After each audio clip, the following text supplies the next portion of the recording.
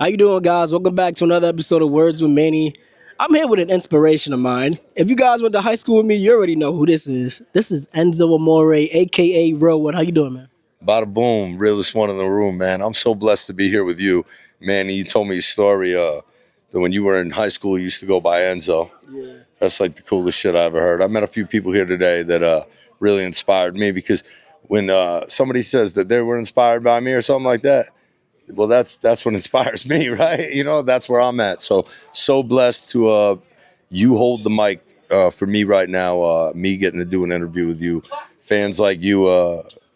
Keep me going. So thanks, bro. I appreciate it. My father passed away like probably 12 years ago, but he was the reason why I got into wrestling. So I hope I'm doing him proud right now. Oh, you are doing him proud. There's no doubt. And he's with you, man. He's an angel with you. That's for damn sure. And I got angels with me that carried me into the WWE for sure. I lost my grandmother right before I got signed to WWE. But it was crazy because I had my tryout for WWE and she knew about it. She was so psyched for me. So I lied to her and I knew she was dying. So I told her that I got signed. I was like, oh, grandma, I got signed. I'm going to the WWE. But I was a lie. But she died thinking that I got signed. Right. And then I did.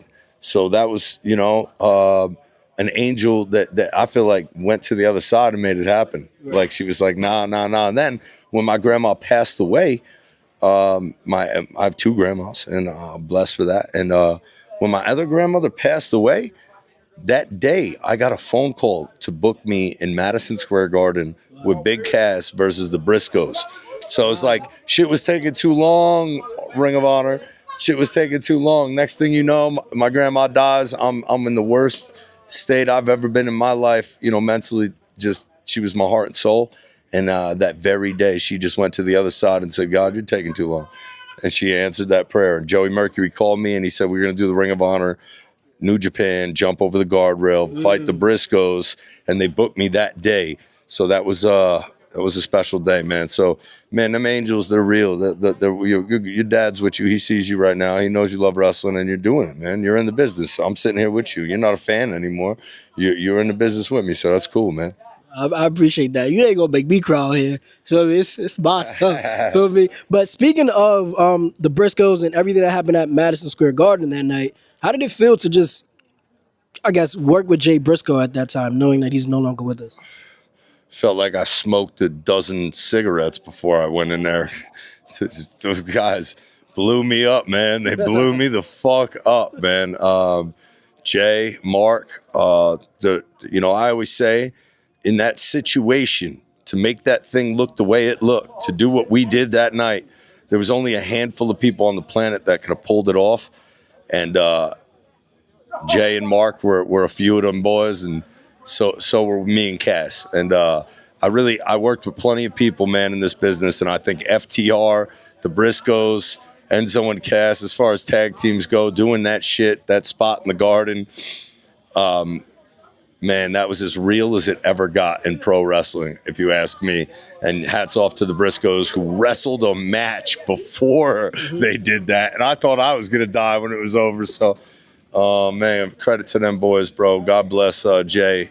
And fuck Ring of Honor for life for not letting us have our match because the Briscoes were in on that booking. If you fans talk shit on the internet and prevented us from getting booked, you fucked the Briscoes over.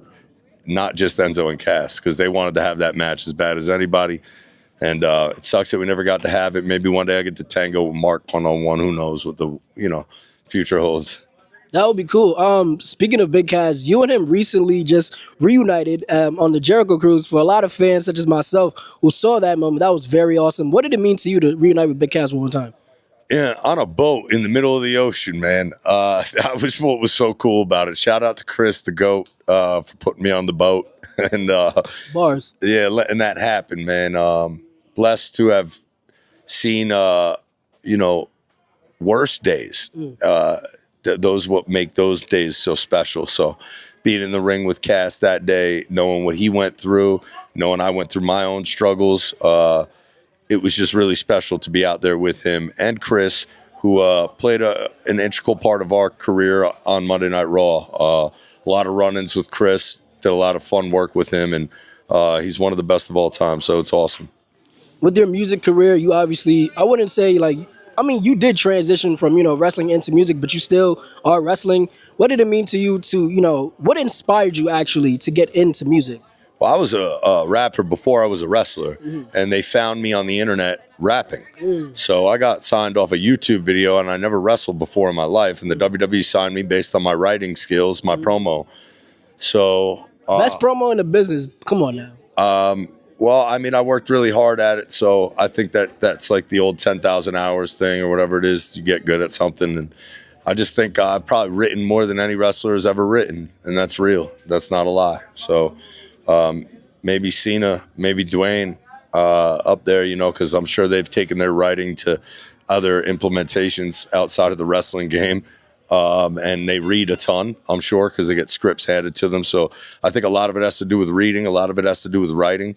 And that's how the promo really, rehearsals in the mirror, being Jim Carrey, watching some of the people that really inspired me outside of wrestling were great comedians, and I was blessed every Wednesday when I was in the WWE, when I was on Monday Night Raw, to go watch Dave Chappelle rehearse all of his material at the world famous Comedy Store. And Tony Hinchcliffe, I watched his transition into the star he's become. And I was just with him last week in Austin, Texas, and just telling him how proud I was of him. And now he's roasting WrestleMania. Tony and I, we put the first ever wrestling show on in the world famous Comedy Store. We put a wrestling ring on the Sunset Strip in the Comedy Store, and I had the first match on the show, so I had the first match ever in the Comedy Store against a very young Brian Pillman Jr. Wow. Man, so my journey outside of the WWE has had its highs and lows, but new music that's coming out. I got Rosemary's Baby Part 3 coming out, RB3. RB3 means a lot to me. I think it's probably the best record out of the series, and it's got some hits that I think are going to change my life again in a very different way.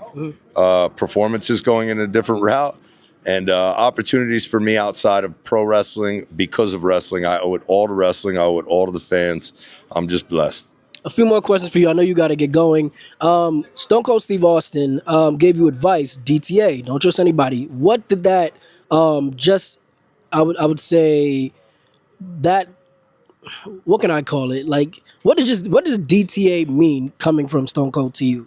Drive alone. Drive alone. Wow. It's a lot of hours behind the wheel when a man's, putting in that grind when you're on top in WWE. I was only there for a brief moment, so I can't speak on the world that, some of these guys live in, man, that have been doing it for so long, the Randy Ortons of the world and shit. It gets tiresome, and I'm sure that they have found their circles small and they know who to trust. But in this business, it's very real. It's advice literally given to me by Stone Cold. Don't trust anybody. And, that all goes back to, you get fired in the WWE, right? And Stone Cold knew what that was like to get fired from WCW, go to ECW. My transition outside of the WWE, finding that, it's very real still outside of WWE. You can't trust anybody.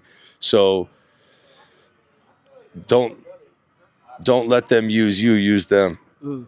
However that may work. I don't know exactly how that works, but, there's very few people that I'm loyal to in this business, and I find that a lot of them come from outside this business. Relationships I've established with Smoke Dizza, my brother, and he and Westside Gunn have Fourth Rope, and that's where I'm at right now. And I believe in them, and I believe in what we're doing, and the goal is to take it to Madison Square Garden. So, look, if I got to take the long way home, I'll take the long way home. You saw Cody do it, right?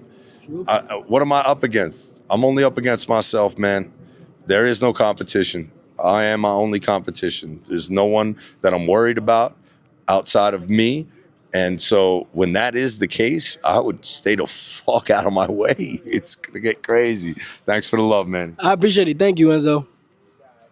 Manny's content out here with Enzo Amore. We out, guys.